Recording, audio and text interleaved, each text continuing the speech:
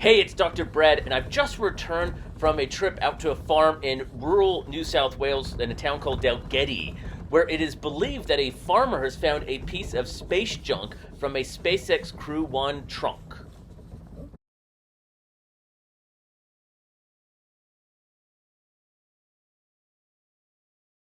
Where we've ended up is super remote. There's nothing around it. In fact, just the paddock itself is hundreds of acres in size, so it's easy to not see this piece of junk from a distance. So I get lots of reports of space junk, and it's very actually usually easy to rule out. What made this one special was the SpaceX Crew-1 Trunk was a cataloged object, and it was cataloged known to be going over New South Wales in Australia and re-entering around 7 a.m., 7:05 a.m. on Saturday, 9 July.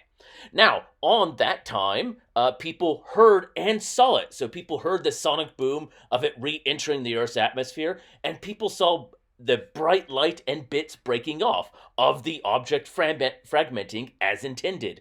So we had a piece of junk that was cataloged over the area, both seen and heard around the right time. What day did you find it? Monday. Okay. So this is a while after this thing's happened. It did. Yeah, so it happened on Saturday the 9th. Yeah, but it's direct. Once we get out into the next gate, you'll be able to, well, I can see it because I know where it is. Yeah, that's it. Yeah. Goodness. Yeah, that's pretty cool. And yeah, you just see it sticking out of the ground. You couldn't see from here to that bush because of fog, so we wouldn't have seen it. But if I'd have seen that from here, I wouldn't have took one bit of notice. I'd have thought, oh, that's an old burnt tree. Yeah, exactly. You know, like it wouldn't even tweak to me that it'd be something like that. Well, as you said, there's not a crater, there's not, if it was a big hole in Scourge, yeah. About a month ago, and I found it on Monday. It was about 10 o'clock over there on the side of the hill. It looks like what do you think it looks like if it wasn't? Well, when I first seen it, I thought it was a lucerne mower.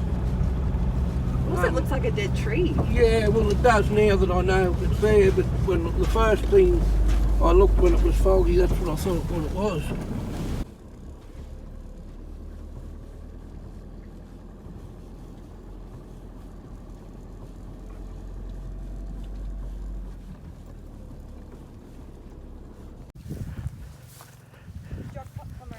Yeah, he's coming now, but he must have dropped that here before because that wasn't here. So this is the piece that landed on Jock? Oh, yeah, okay. And you said, so that's kind of, oh, here he is. Here he is.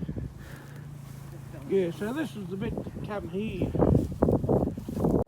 So as you get up close, you can kind of see really subtle detail in all the features. You can see some of the scarring already on this panel. This is due to the heat re-entry.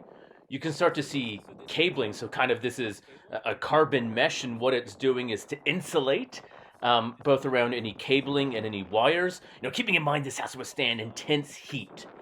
Now, firstly, some people think this stuff is radioactive, and it's not. Yes, there is radiation in space. Things don't come back radioactive all of a sudden. And it's also been out in the weather, the rain, the wind for a couple of weeks, so any loose, potentially harmful bits may have blown and washed off. And so we think this is a fin. This is a part of the fin of the trunk that has now speared itself into the ground. And it's about 3 meters tall. We think it weighs about 20 to 30 kilograms. Obviously, we haven't dug it out of the ground. So here we have some clear paneling that is designed for insulation and heat resistance. You can see part of it's melted, but the crack inside shows what it's like. This is triangular in shape, so we're looking at kind of one of the other pieces, some of the bolting and the manufacturing, and you can kind of see the angle that it's wedged at and some of the insulation. Experts have checked out to make sure all the material is safe and isn't a danger to anyone.